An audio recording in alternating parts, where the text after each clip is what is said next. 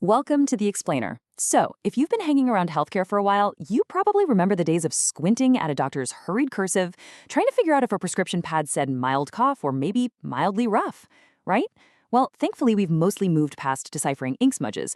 But today, we're stepping into an even more fascinating and honestly high-stakes world, clinical documentation integrity, or CDI for short.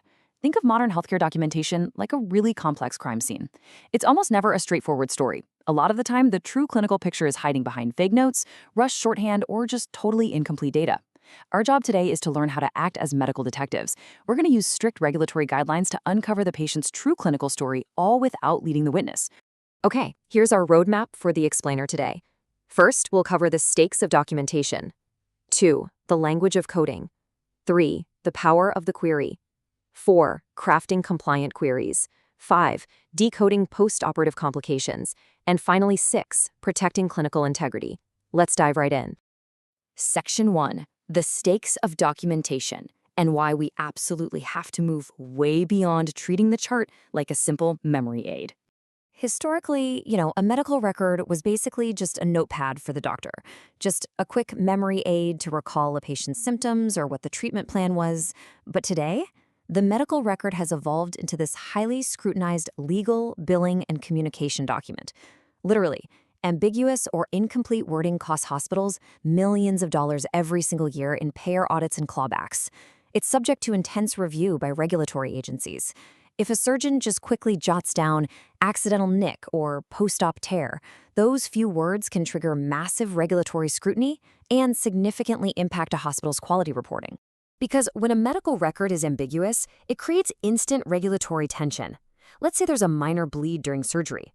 Does that represent an inherent expected intraoperative event? Or is it a true iatrogenic complication that actually altered the patient's clinical course? When documentation is missing or unclear, we can't just guess. No way. We have to do the detective work to clarify the facts and ensure the provider's true clinical intent is captured perfectly. And that brings us to Section 2, the language of coding, where we look at how we translate all that complex clinical care into standardized data. The crucial point here is understanding how this translation actually works. There is a fundamental difference between CPT codes and ICD-10 codes. Think of it this way.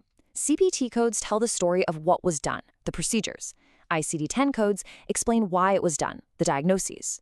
These two work in tandem to create a complete picture for payers. But ICD-10 guidelines are incredibly strict, especially when we're talking about cause and effect relationships. You literally cannot assume a complication is related to a surgery just based on timing alone. The physician has to explicitly document that connection. If an ICD-10 code isn't justified or a complication isn't clearly linked, you risk triggering a false PSI-09 for a perioperative hemorrhage. If the diagnosis doesn't justify the procedure, well, the whole narrative just falls apart. Section 3. So when that narrative falls apart, we need a tool to fix it, the provider query. If a doctor documents a diagnosis, but the clinical evidence in the chart doesn't seem to back it up at all, we have a real problem. This is where clinical validation comes in. We use a formal communication tool called a query to ask the provider for clarification. For example, if a chart says intraoperative hemorrhage, but the patient didn't even require extra blood or an extended stay, we have to validate that. Is it actually a hemorrhage, or was it just expected intraoperative bleeding that they easily controlled?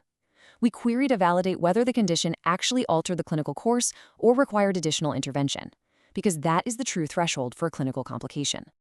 Moving on to Section 4, crafting compliant queries and the strict rules of engagement you need to follow. According to the 2026 AHIMA and ACDIS guidelines, querying is highly regulated. Think of a lawyer in a courtroom. They can't ask a leading question that just puts words in the witness's mouth, right? Similarly, a CDI specialist cannot lead a physician.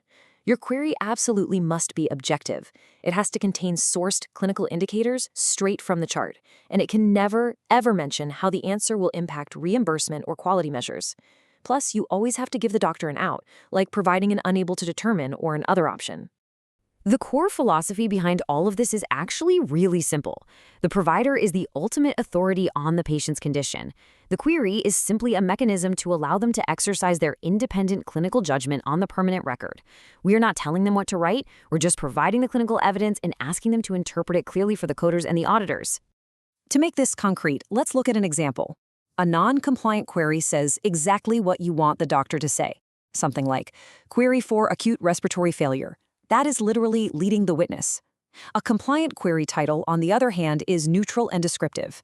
CDI provider query, respiratory status. See the difference? It sets the stage without writing the script for them. Section 5. Now let's take these strict rules we just learned and apply them to one of the most high-stakes areas in all of medical documentation, decoding post-operative complications. When a patient spikes a fever after surgery, we usually look to the classic 5 W's of postoperative fever. That's wind, wound, water, walk, and wonder drug.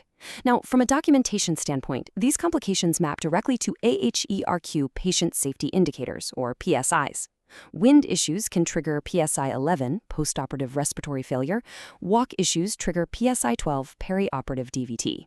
This is exactly why present on admission, or POA flags, are just absolutely vital. If the patient came in with a respiratory issue already, we need a yes on that POA flag so the hospital doesn't get incorrectly penalized for a surgical complication that they didn't cause.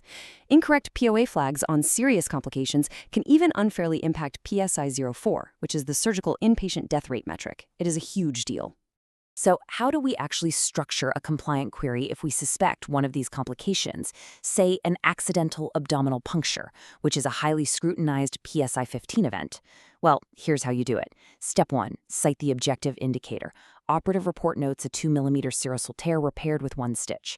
Step 2, ask a non-leading question. Please clarify the clinical significance of this tear. Step 3, provide choices. Is it an expected inherent part of this complex adhesion surgery, or is it a true iatrogenic complication? And step 4, always offer other or unable to determine. This protects the provider's voice and ensures the coding accurately reflects the patient's true safety profile. Which brings us to our final section, protecting clinical integrity. Because at the end of the day, this is the ultimate goal.